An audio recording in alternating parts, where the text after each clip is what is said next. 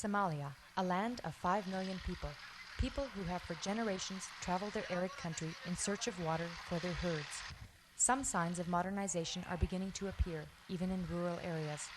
But for the most part, the lifestyle of many Somalis has not changed much over the past decades.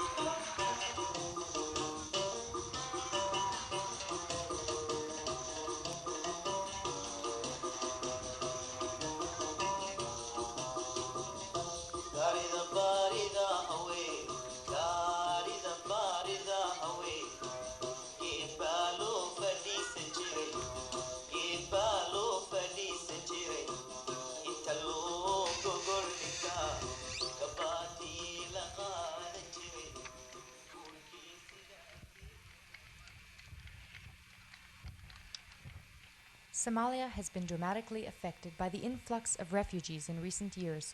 Scattered throughout the country are camps which provide a temporary home for thousands of people displaced as a result of war and drought. Although the problem of transporting food and water to the camps has been addressed by the international community, there remains a need for simple economical transportation within the camps themselves. International Development Enterprises, iDE, came to Somalia with the intention of developing a project that would enable refugees to be self-sufficient.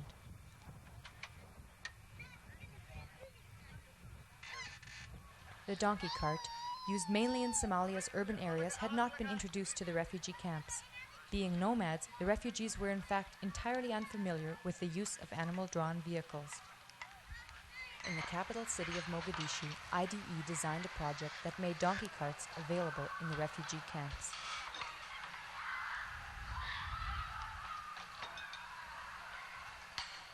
Using scrap automobile parts and other locally available materials, 200 donkey carts were initially manufactured.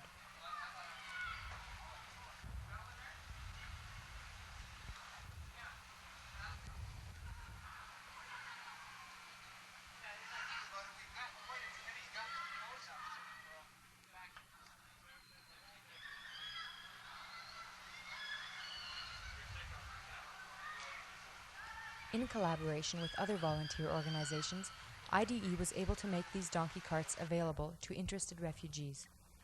Because of the income generated by these first few owners, the list of applicants grew quickly.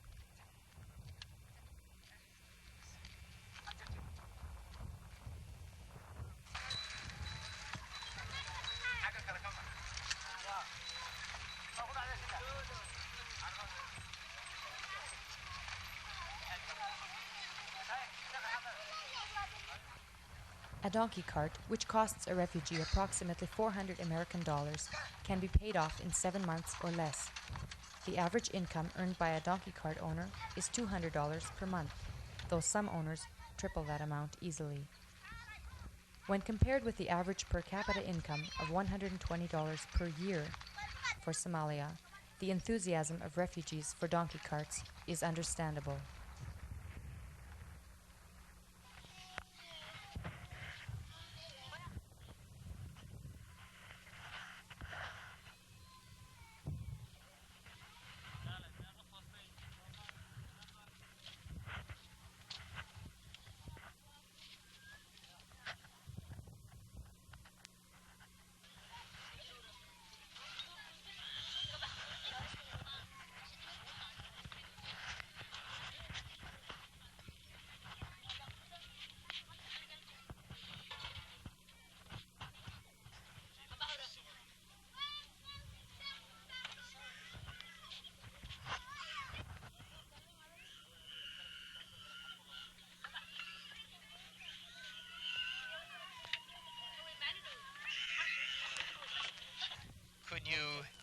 ask the lady her name? Magaca walal. Noora. She's called Noorto. Could you ask Nurto how long she has had a donkey cart? Ma noo sheegi kartaa Noora inta bilood ama sannadood eed gaari dameeradan lahayd? 6 bilood. 6 months. Does she have more than one donkey cart? Ma hal gaari dameer wax ka badan baad leedahay? 3 baan leeyahay. Yes, I have 3. When did she acquire or purchase the other 2 donkey carts? Labada dambe goormaad gadatay? Waxaan iibsaday hadda muddo 6 bilood dhan ayaan haystaa. The last 2 I have them 6 months. And the first one? Mid ka horena goormaad iibsatay? Waxaan iibsaday adiga 1 sano camal waaya. 1 year before. Why did she buy donkey carts? Sababtaad u gadatay adigoo hal xabale labada kale u gadatay maxay tahay? Waxaan u iibsaday horumar inaan sameeyo camal ayaan rabay oo mushtari ahaan aan iraado heer fiican aad la martid. It is a kind of business or kind of commercial. When you have a 1 donkey cart, you are earning money. The commercial or business is different ways. It goes different ways. So operating donkey carts or owning donkey cart is one of the part of the business. So to benefit, I purchased the last 2 to benefit more money or to earn more income. Realizing the need for an accessible solution to the problem of maintenance and repair, iDE, again in collaboration with other volunteer agencies, established several donkey cart repair and assembly workshops in various camps throughout the country.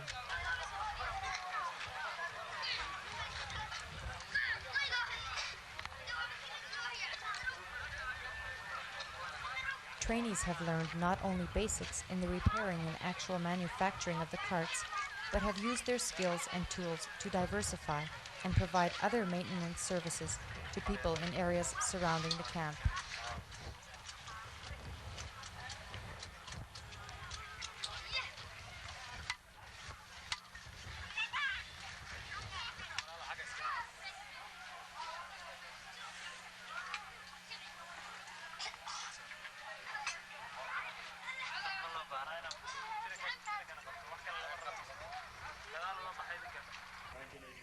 We initially selected a group of refugees who we gave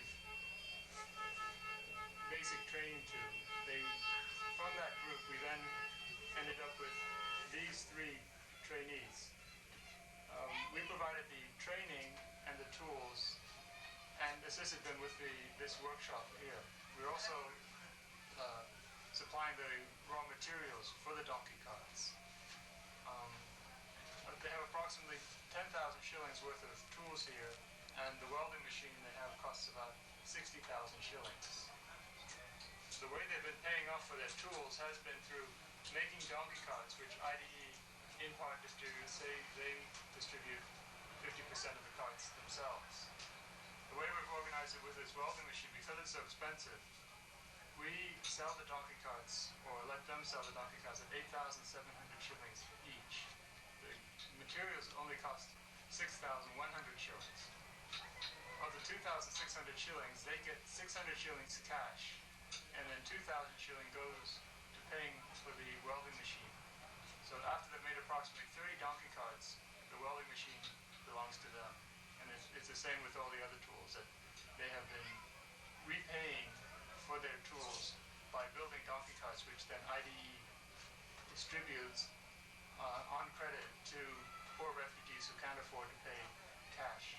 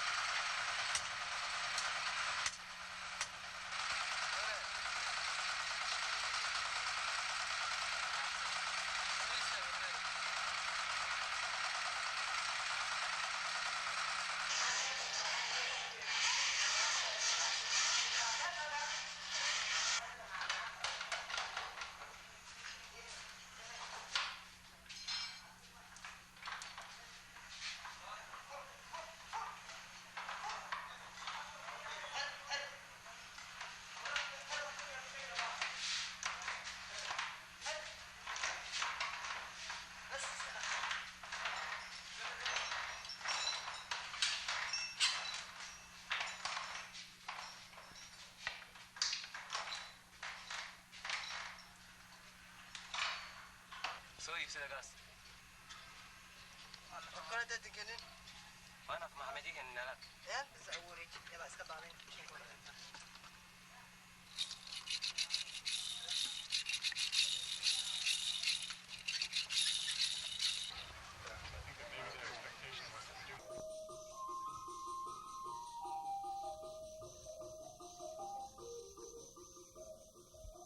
This refugee camp in southern Somalia is a home for Ahmed, another owner of an iDE donkey cart. With the income he is earning from the cart, Ahmed is able to support his wife and 7 children. He has already paid off his initial purchasing costs.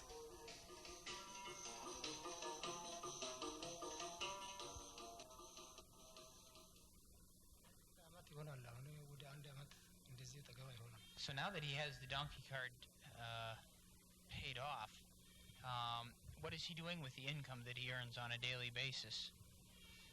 Ahmed, ahun kafalka allam ya makina ya ahiya و ganzab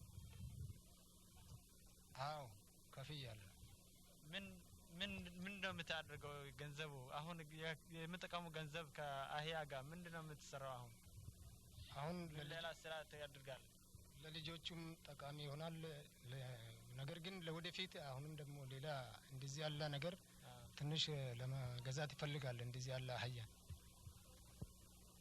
ሌላ አህያ መግዛት ይፈልጋል First I supply usually make sufficient whatever my family needs such as the medicine clothes and so on and on the other hand I want to buy another donkey cart from the workshop which I would think I will get an income also I have a shop behind us which we are just the wall we are sitting on it is my shop and I'm also putting some of the money coming from the donkey to the shop So the income that is earned from the donkey cart is used to support another business that Ahmed has opened.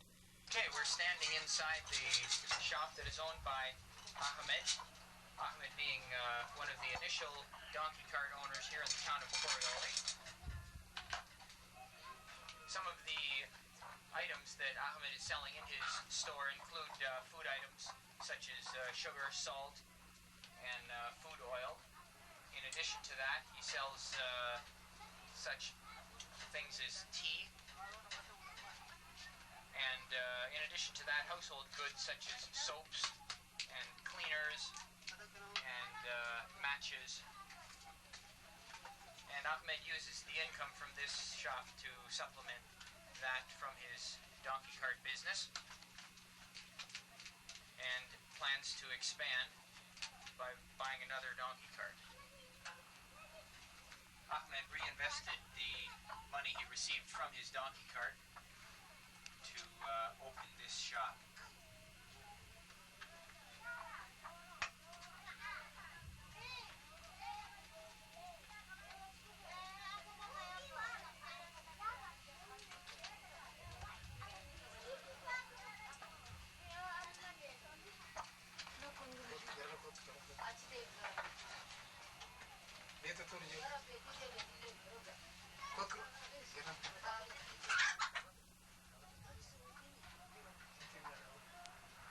Family of Ahmed, some of his children, whom he supports with the income that he has earned from the donkey cart.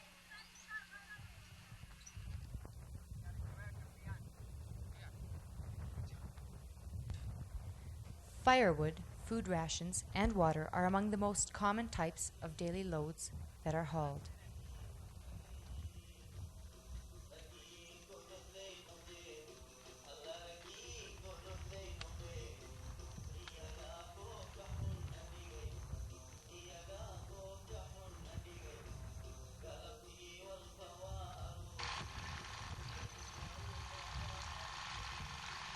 A system of water delivery to health posts, feeding centers, and schools has been established for refugee-owned donkey carts, thus enabling the owners to pay off the carts as quickly as possible. This affordable means of transportation is of benefit not only to the camp as a whole, but to the many individual women who are otherwise generally responsible for carrying these daily necessities on their heads or backs.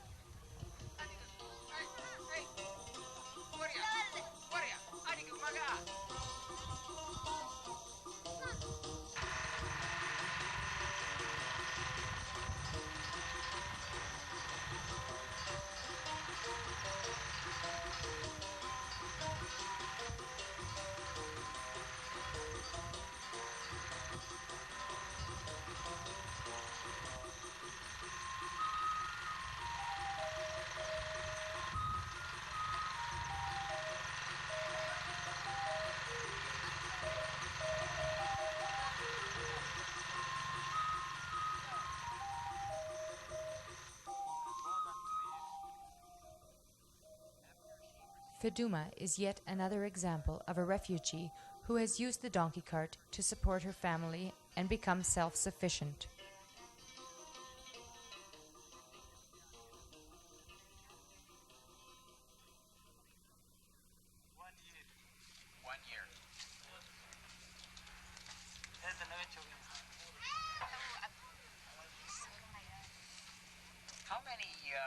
How many people is Feduma supporting with the two donkey carts?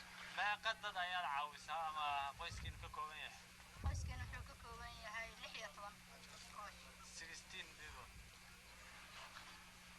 Does that include her children and her parents, or maybe explain who the 16 people are? 16 qof ee u kala qaybsamaan carruurtaada kaliya ama waalidkaaga ama waxay u kala qaybsamaan laba qaybood. qaar waa waalidkii waxay u qaybsanaan 3 qaybood 3 qaar waa waalidkii qaar waa ciyaalkeygii qaar waa ninkayga ilmihiis. My parents, my children and my husband is parent.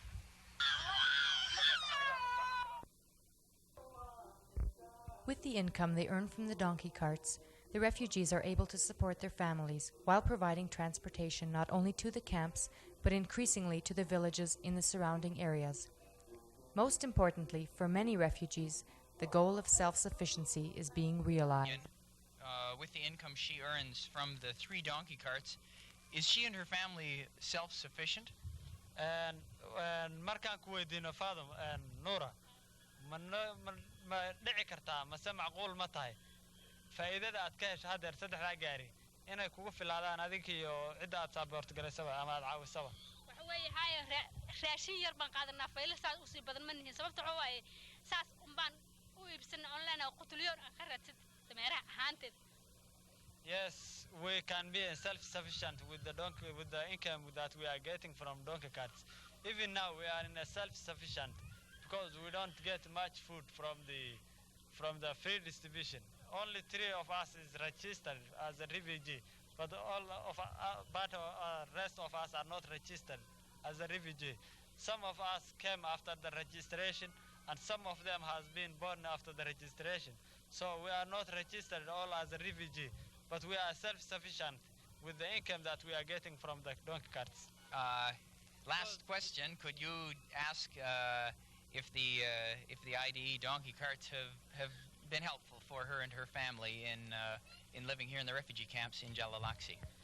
wax ma noo sheegi kartaa sida noloshaada uga bedelaan lahayd haddii aad gaariyaal haysanin iyo haddeer gaariyaal haysa farqiga noloshaada u dhaxaysa maxay tahay? gaariyada iDE waxa weeye waxaan malayn lahaa haddaan lowra aan haysan inaan horumar sameeyo oo meesha aan baahi ugu baqti lahaa. If I didn't receive an iDE donkey cart, I don't think I could live up to now, up to these times with my families. Because, as I told you, we are not taking free ration from the free distribution rations. Therefore, someone who is not getting any food and again not getting any other income can't live. The human being can live with food, but not without food long time. So I can't think that I would live up to now if I don't get an iDE donkey carts. You could tell her that we are very glad to help, but more than that, we appreciate her initiative and effort as she goes about building the business and working very hard to help herself. waxaan marka hore aad ugu faraxsanahay inaanu dadka qaxootiga caawino.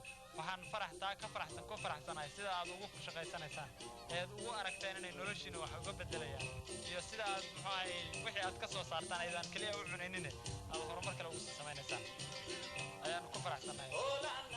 anna waxaan ku faraxsanahay la'aantood aan weyno masa haddaan maanta anoo noloshayda ay aad u lacibsantahay aan soo iibsaday aan hanti weyn aan u sii yeesho alaana niyad fiican aan u sii leeyahay oo sii rabo aan leeyahay aad sii badisid ayaan ku faraxsanahay noolaada aan leeyahay. I'm also glad and happy to see the people who was a part of my life in this world. Because if iDE doesn't help me to getting a donkey cart, I would die with my children wouldn't be alive by this hour, by this time. So I'm also glad and happy to see to meet again with the people who help. Mahadsanid. Back better show an accent.